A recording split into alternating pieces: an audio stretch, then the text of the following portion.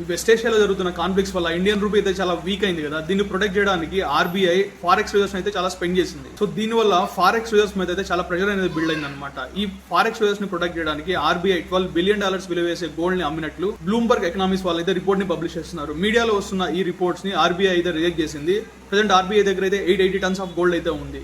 ఇందులో ఎటువంటి చేంజెస్ లేవని చెప్పేసి ఆర్బీఐ అయితే చెప్తోంది. యుఎస్ వాళ్ళు ఇండియా అండ్ మరో 59 కంట్రీస్ దగ్గర నుండి చేసుకున్న ఇంపోర్ట్స్ మీద ఉన్న డ్యూటీస్ ని అడిషనల్ గా 10 నుంచి 12.5% వరకు పెంచబోతున్నట్లు ప్రపోజల్ అయితే తెస్తున్నారంట. ఫోర్స్డ్ లేబర్ ద్వారా తయారైన వస్తువుల మీద స్ట్రిక్ట్ రూల్స్ అయితే పాస్ చేయడానికి ఈ ప్రపోజల్ అయితే తీసుకొస్తున్నట్లు యుఎస్ వాళ్ళు చెప్తున్నారు. ఎఫ్ఐఎస్ ఈ మధ్యకాలంలో ఇండియన్ మార్కెట్ నుంచి ఎగ్జిట్ అవ్వడం అండ్ ఎక్కువగా సెల్ చేయడం లాంటివి చేస్తున్నారు కదా. సో ఎఫ్ఐఎస్ అవుట్ఫ్లోస్ ని తగ్గించడానికి గవర్నమెంట్ ఎల్టీసీజీ అండ్ ఎస్టీసీజీ మీద ఉన్న ట్యాక్సెస్ ని రివ్యూ చేయబోతున్నట్లు ఫైనాన్షియల్ ప్లాట్ఫామ్స్ లో అయితే పబ్లిష్ అవుతుంది. సో ఈ క్యాపిటల్ గెయిన్స్ మీద ఉన్న ట్యాక్సెస్ ని కనుక ఈజ్ చేస్తే ఎఫ్ఐఎస్ అవుట్ఫ్లోస్ అయితే తగ్గే అవకాశం ఉంటుంది. And at the same times ఇలా జరిగితే ఇండియన్ మార్కెట్స్ కూడా చాలా మంచి విషయం అవుతుంది. యుఎస్ అండ్ ఇరాన్ వాళ్ళు మళ్ళీ ఒకరి మీద ఇంకొకరైతే దాడులు చేసుకుంటున్నారు. ఇరాన్ వాళ్ళు కువైట్ ఎయిర్పోర్ట్ మీద అటాక్ చేశారు. ఈ అటాక్ లో ఒకళ్ళు చనిపోగా 60 మెంబర్స్ అయితే ఇంజూర్ అయినట్లు కువైట్ డిఫెన్స్ మినిస్ట్రీ అయితే చెప్పింది. సో ఇరాన్ వాళ్ళు మిడిల్ ఈస్ట్ పైన చేసిన అటాక్స్ కి గాను యుఎస్ వాళ్ళు సెల్ఫ్ డిఫెన్స్ కోసం స్ట్రైట్ ఆఫ్ హార్మోజ్ లో ఉన్న ఖేష్ మైలాండ్ మీద అటాక్ చేసినట్లు యుఎస్ సెంట్రల్ కమాండ్ అయితే చెప్పింది.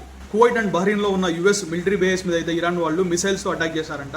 ఈ మిసైల్స్ ని ఇంటర్సెప్ట్ చేసినట్లు యుఎస్ వాళ్ళు అయితే చెప్తున్నారు. ఈ రోజు నిఫ్టీ ప్రైస్ యాక్షన్ అబ్జర్వ్ చేస్తే morning 70 point gap down start అయితే అయింది. దాని తర్వాత మార్కెట్ లో సెల్ ఆఫ్ కనిపించింది. లోయర్ లెవెల్స్ 23,150 వరకు అయితే టచ్ చేసింది. సో 12 o'clock తర్వాత మార్కెట్ లో అయితే మంచి రికవరీ కనిపించింది. లోయర్ లెవెల్స్ 23,150 నుంచి 300 పాయింట్స్ అయితే పెరిగింది. 23,450 లెవెల్స్ వరకు వెళ్లి మార్కెట్ ఎండ్ అయ్యేసరికి 23,403 దగ్గర అయితే సెటిల్ అయింది. మే 14th లోయెస్ట్ లెవెల్స్ నుంచి నిఫ్టీ ఐటీ ఇండెక్స్ అయితే 12% వరకు పెరిగింది కదా. అండ్ ఈ రోజు నిఫ్టీ ఐటీలో అయితే హెవీ సెల్ ఆఫ్ కనిపించింది. ఈ రోజు నిఫ్టీ ఇండెక్స్ 6% వరకు అయితే పడింది. టీసీఎస్ అయితే ఈ రోజు 9% వరకు పడింది. సో ఈ ఐటీ స్టాక్స్ లో సెల్ ఆఫ్ కారణంగా నిఫ్టీ అయితే డ్రాగ్ అయింది. అండ్ బ్యాంక్ నిఫ్టీ అయితే ఈ రోజు 1% పెరిగింది. ఈ రోజు ఎఫ్ఐఎస్ అండ్ డిఐఎస్ డేటా విషయానికి వస్తే ఎఫ్ఐఎస్ అయితే కంటిన్యూస్ గా సెల్ చేస్తూనే ఉన్నారు. ఈ రోజు అయితే 5,617 కోట్లు సెల్ చేశారు. వేరేస్ డిఐఎస్ వచ్చేసి 5,741 కోట్లు అయితే బై చేశారు. So that's all about today's video అండి. మరిన్ని ఇంట్రెస్టింగ్ అప్డేట్స్ తో మరొక వీడియోలో కలుద్దాం. అంతవరకు టేక్ కేర్.